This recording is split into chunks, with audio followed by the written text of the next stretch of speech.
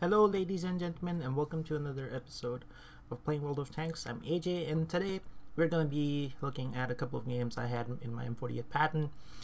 There was a recent event to get the M48 Patton on the US server, and I was just grinding up my crew towards its fourth crew skill.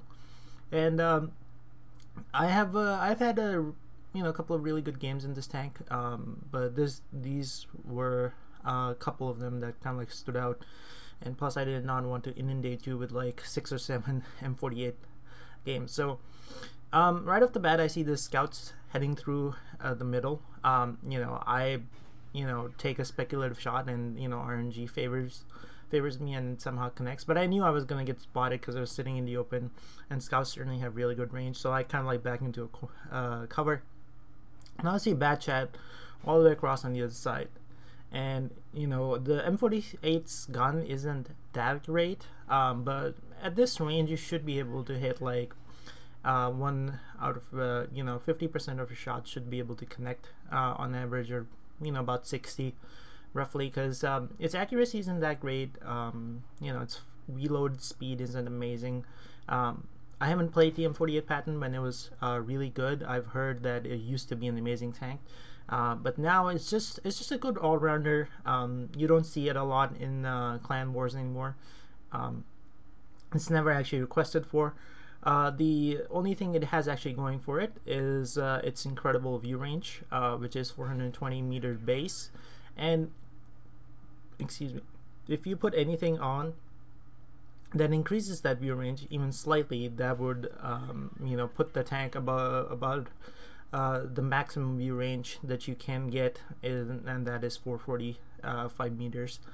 Now I forgo coated optics on a lot of my tanks. I know I've seen a lot of other people who play World of Tanks and make videos prefer coated optics, but I actually don't. And the reason for that is, unlike the M48 Patton, you are basically maxing out your view range, and I feel like the increase in DPM is sometimes a little bit more worth it than increase in view range. And so this is one of the other thing I do kind of the reason why I do not put like M48 or a lot of my medium tanks with coated optics is because when you're spotting something, you're basically relying on your team to do something about it, and more often than not, that's not something that your teams are going to be good at, especially in pub matches. And so I basically use Ments over coated optics most of the time, because it gives you 2.5% increase in crew skills all the way across the board. Now here I basically just, up till now, it's been all boring. I've been just sniping, and at this point I was actually starting to move back towards the other flank, but then I saw this 30 sitting, and I kind of just thought that maybe I had some shots on him. Now from this point onwards, the replay is going to be in third person mode, and the reason for that is for some reason the WAT replay thing is like really jittery, and it sort of like comes in and out all the time. And so instead of like giving for the few of you in my channel that might suffer from epilepsy or some other kind of seizures, like I just thought that it would be better to do it in third person mode. You could see if you see like the beginning of the video, I was trying to do it in like the normal view, but for some reason the bot is just not having it at all today, so I had to record all of these in third person afterwards. Now I have now what I'm gonna do next is I'm gonna follow the 704 back to base. And at this point, I kind of thought that when we were gonna get overpowered in the south, that the enemies would actually start pushing into our base.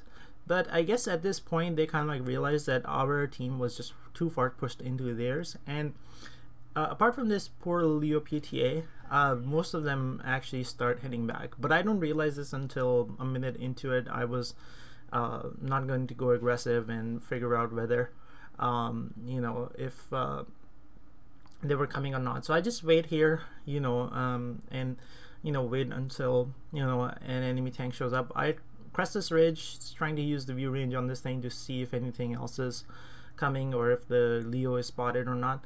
But I kind of like soon realized that that's not the case. The 704 starts moving up. I start moving up. And I know since the Leo PTA wasn't spotted, so he's hiding behind those buildings still. He hasn't actually tried to move away.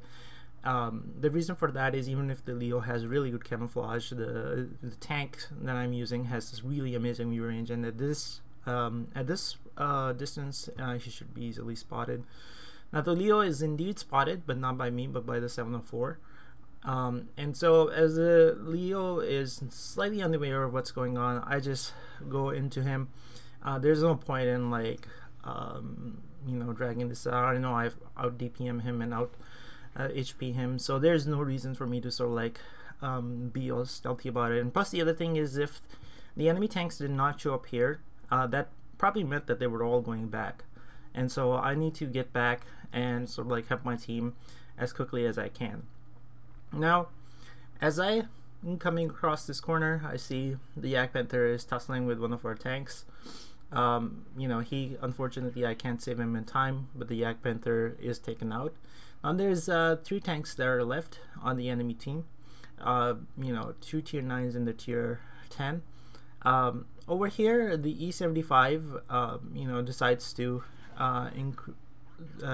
to sort of like take me on, and I'm more than happy to oblige the E75. The reason for that is that, you know, that's one tank that's not going to influence the battle.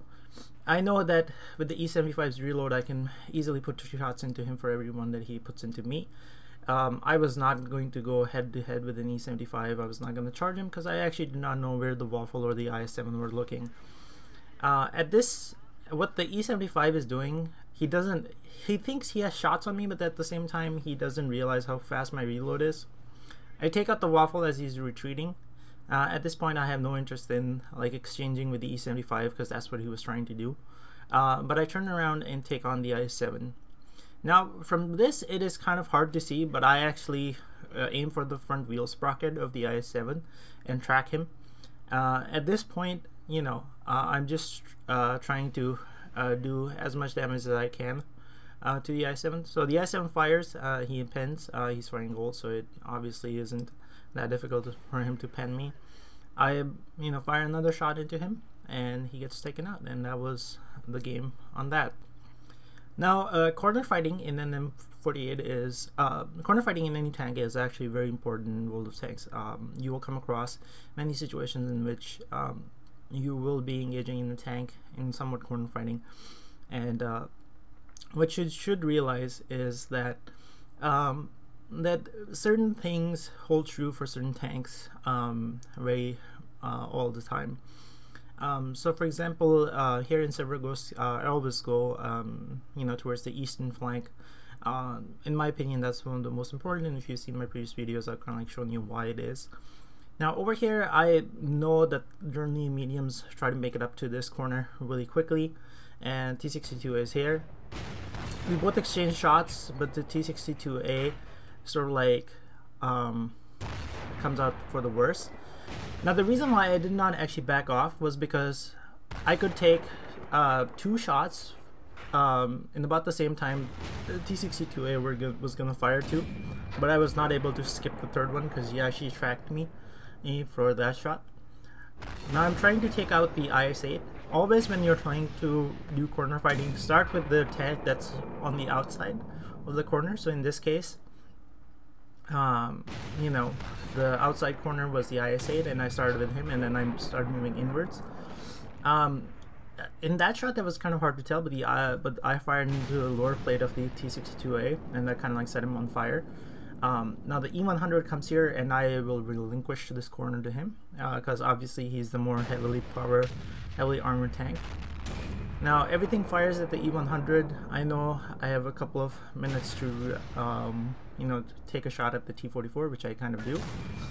Now the E50 is engaging the VK, and I'm trying to take out the T44 before I engage the other tank.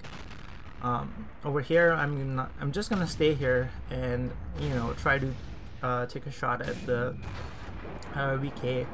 Unfortunately, you know, I was trying to aim my shots a little bit too carefully. Here the VK tracks me, again, but like the gun on the M48 sort of like trolls me. I'm aiming for the T44 who's on the outside again, and I take him out. I know the VK fired, but he should be approximately reloaded by now, so I'm just trying to bait a shot at this point. This is what you should not do in any 100. Do not go sideways onto any tank. Your armor isn't that good. I take a shot in the VK's hatch, and again, now I'm not trying to engage the VK again. I'm trying to engage the M46 that is behind him, because he's, like, if you look at the corner, he's further outside than the VK is. So I know that the M48 has the smaller gun, you know, and my armor should be able to hold up if he doesn't start like blasting me with APCR rounds. Now the bad chat goes in and take out the VK, but I'm still kind of interested in taking out the M46 first. Now as soon as he gets taken out, the rest of it is fairly straightforward. There's two T110E5s around this corner. Again, I'm gonna engage the one that's going to be on the outside. In this case, it's the one that was heading towards us. I see there's a Leo PTA in the distance, but this gun isn't that accurate to take this shot, but I try to put one into him anyways. And I know that the Leo PTA is now gonna start firing towards us. I put one into the RD, and he gets taken out as well. Again, corner fighting, you start with the tank that's on the outside. In this case, it's the Leo. Now, I don't know what's happening at this point. I think the T110E5 was proxy lighting me, and the Leo was double bushing himself, so he isn't spotted. So I back off completely. I'm not interested in like sort of like fighting against like something that I can't even see. The Leo, I think, does manage to put another shot into me. I do ping the map telling the E4, you know, to try take on the Leo PTA. As soon as he's spotted, you know, I see he's not where I can sort of like shoot him, so I go in. At this point, the T110E5, I don't really care. I track him with my first shot, and then, you know, just circle him until, you know, he dies. Take out his other track as well, set him on fire while I'm at it, and he gets taken out. So hopefully you enjoyed these videos. Feel free to like and subscribe. And you know, because of Thanksgiving here, a lot less content was on the channel in the previous week, so hopefully we'll be on schedule this week, and hopefully I'll see you on the next episode.